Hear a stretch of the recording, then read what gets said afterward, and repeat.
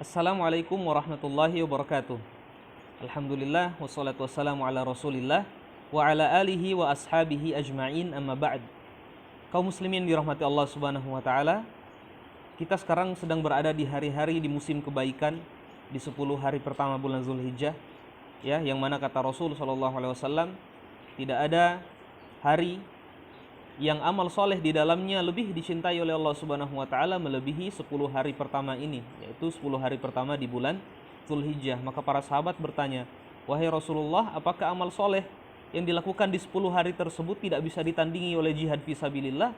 Maka kata Rasul SAW, iya, tidak bisa ditandingi dengan jihad fisabilillah, kecuali jika ada orang yang keluar berjihad, dia membawa, ya, jiwa raganya dan semua hartanya, kemudian dia berperang di sana dan tidak kembali sedikit pun, artinya dia meninggal di medan perang dan hartanya juga habis di medan perang, ya, di jalan Allah Subhanahu wa taala. Maka itu tidak bisa ditandingi oleh amal soleh di 10 hari pertama di bulan Zulhijjah. Baik, kaum muslimin dirahmati Allah Subhanahu wa taala, di antara amal soleh yang dapat kita lakukan di 10 hari pertama di bulan Zulhijjah adalah membaca dan menghafal Al-Qur'an, ya, membaca dan menghafal Al-Qur'an.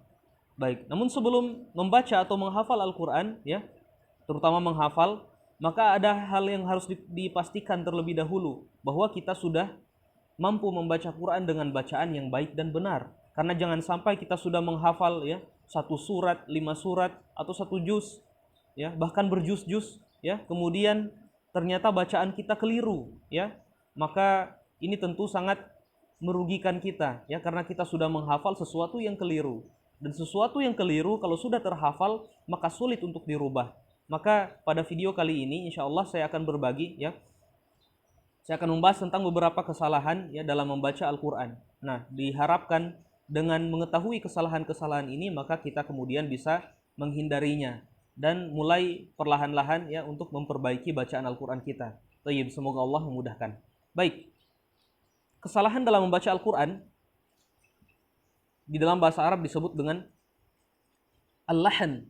Tayyib. Ya, jadi kesalahan bahasa Arabnya adalah lahan.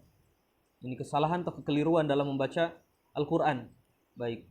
Terbagi menjadi dua. Ada yang disebut lahan khafi, yaitu kesalahan yang ringan, kesalahan yang samar, ya, yang tidak merubah makna dan struktur kata. Baik. Jadi kalau kita salah baca Quran dan salahnya termasuk dalam kategori kesalahan yang khafi ini, ya, kesalahan yang samar, yang ringan, maka ini tentu tidak merubah makna dan tidak merubah struktur kata, ya, namun menyelisihi bacaan, ya, menyelisihi kaidah bacaan dan mengurangi kesempurnaan pahala tilawah. Baik, contoh, apa contohnya kesalahan yang ringan ini? Contohnya ini salah, ya, bukan tidak membaca tapi membaca. Baik, contohnya membaca dengan jelas huruf nun pada kata antum yang seharusnya dibaca samar-samar, ya, ikhfa. Ya, jadi seharusnya kalau kaidah tajwidnya kata antum itu dibaca antum. Antum. Nunnya dibaca samar-samar, ya. Nah, ketika ada orang yang membaca kata antum, ya, kemudian dia baca menjadi antum. Antum. Nunnya dibaca dengan jelas padahal harusnya samar. Maka ini tergolong dalam kesalahan yang ringan, ya, yang khafi, atau dia memanjangkan mad yang 2 harokat. Jadi tadinya 2 harokat dia buat menjadi 4 harokat misalnya, ya. Alhamdulillahi rabbil alamin, ya, dan seterusnya. Maka ini termasuk dalam kesalahan yang khafi. Dia tidak merubah makna, ya, dan tidak merubah struktur kata, namun mengurangi kesempurnaan pahala tilawah. Baik. Nah, jenis kesalahan berikutnya ada yang disebut dengan lahnul jali, ya, al-lahnul jali. Lahan yang jali, kesalahan yang jelas, yang nyata, ya, yang fatal, yaitu kesalahan yang merubah makna, ya, merubah makna dan struktur kata. Jadi struktur katanya berubah, apalagi maknanya, ya. Baik, ini yang harus kita perhatikan. Apa saja bentuk-bentuk lahan jali, ya? Yang pertama adalah mengganti huruf. Jadi mengganti satu huruf dengan huruf yang lain. Contoh di Al-Fatihah, ya. Coba perhatikan kata alhamdu, ya. Jadi alhamdulillahi rabbil alamin. Alhamdu, segala puji, ya. Segala puji bagi Allah, Rabb alam semesta. Tapi kalau kita baca alhamdu, alhamdu itu artinya kematian, ya. Alhamdu dengan alhamdu itu hanya beda huruf ha dan huruf ha. Thayyib. Maka ya, perbedaan huruf ini mengakibatkan ya kesalahan yang sangat fatal karena dia bisa merubah makna ya. Coba lihat perbedaan maknanya jauh sekali. Alhamdu ya. Alhamdu artinya segala puji, ini ya, segala puji. Sedangkan alhamdu menggunakan ha artinya adalah kematian. Jadi kalau alhamdulillah segala puji bagi Allah, alhamdulillah kematian bagi Allah ya. Na'udzubillah. Baik. Kemudian al-alamin. Al-alamin artinya alam semesta ya, menggunakan huruf ain. Al-alamin. Nah, jangan dibaca al-alamin karena al-alamin artinya adalah orang-orang yang sakit ya. Jadi sangat jauh.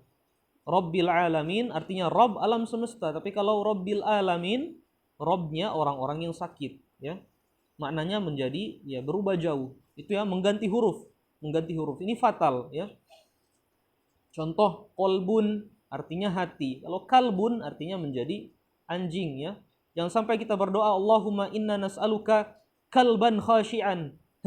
Ya Allah, kami minta kepadamu anjing yang khusyuk. Jadi hati kita tidak pernah khusyuk. Kenapa? Karena anjing yang kita minta ya. Anjing yang khusyuk yang kita minta. Baik. Jadi merubah huruf ya, mengganti huruf satu huruf ke huruf yang lain maka itu fatal, bisa merubah arti. Baik, kemudian yang kedua, mengganti tanda baca. Jadi tanda baca fathah, kasroh, dhammah, ya, sukun. Baik, itu juga mempengaruhi makna. Contoh di Al-Fatihah, siratal ladzina an'amta 'alaihim. Siratal ladzina an'amta 'alaihim. Baik, an'amta, ta ya, fathah di situ.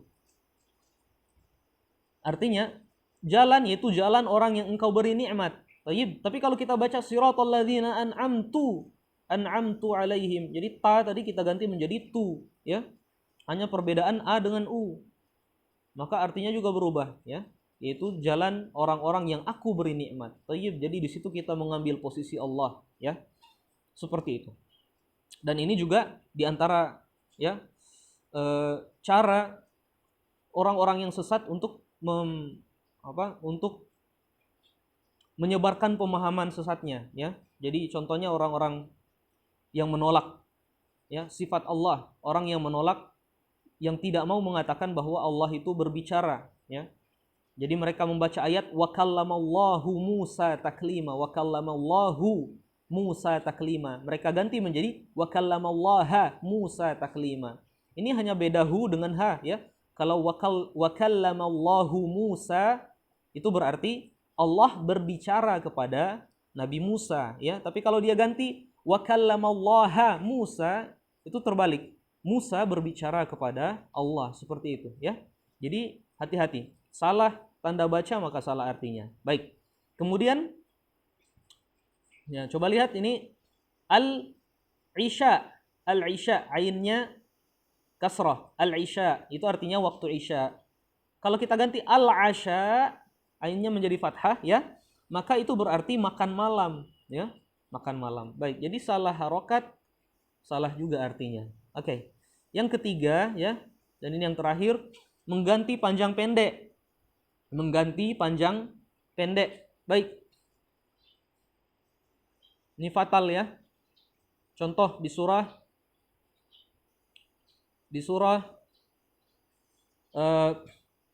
Al-Kafirun. Baik. Di surah Al-Kafirun Allah Subhanahu wa taala berfirman, la a'budu ma ta'budun ya. La a'budu ma ta'budun. Aku tidak menyembah apa yang kalian sembah. Lam di sini adalah ya penafian ya. Jadi kita menafikan penyembahan ya, kita meniadakan penyembahan terhadap selain Allah, kita mengingkari ya penyembahan terhadap selain Allah, terhadap apa yang disembah oleh orang-orang kafir. Thayyib. Jadi la-nya panjang di situ, 2 harokat minimal ya. La a'budu. La a'budu. Baik. Jangan dibaca la a'budu. La a'budu ma ta'budun karena artinya sudah berubah ya 180 derajat. Baik. Kalau tadi la a'budu ma ta'budun, aku tidak menyembah apa yang kalian sembah, maka kalau kita baca la a'budu, lam di situ berubah menjadi lam taukid. penegasan bahwa aku benar-benar akan menyembah apa yang kalian sembah, ya. Coba lihat. Cuma beda alif, ya, panjang dan pendeknya. Cuma la dengan la, seperti itu. Maka perbedaan maknanya itu menjadi sangat jauh. Baik. Kemudian yang terakhir di lafaz takbir, ya. Allahu Akbar. Allahu Akbar. Baik, ini artinya Allah Maha Besar. Baik. Tapi kalau kita baca Allahu Akbar, Allahu Akbar, ya, hamzahnya kita panjangkan. Maka kita saat itu bertanya, apakah Allah Maha Besar?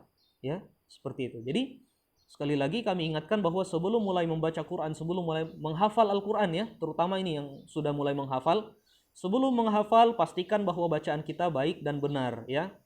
Kita hafalkan, ya, surat-surat atau ayat-ayat sesuai dengan bacaan yang baik dan benar. Tayyib. Demikian untuk video kali ini, dan jangan lupa untuk disukai. Kalau ingin bertanya di kolom komentar dipersilahkan. Kemudian silahkan untuk di-share, ya, dibagikan ke yang lain, dan di-subscribe channel ini. Baik. Walhamdulillahirabbil alamin.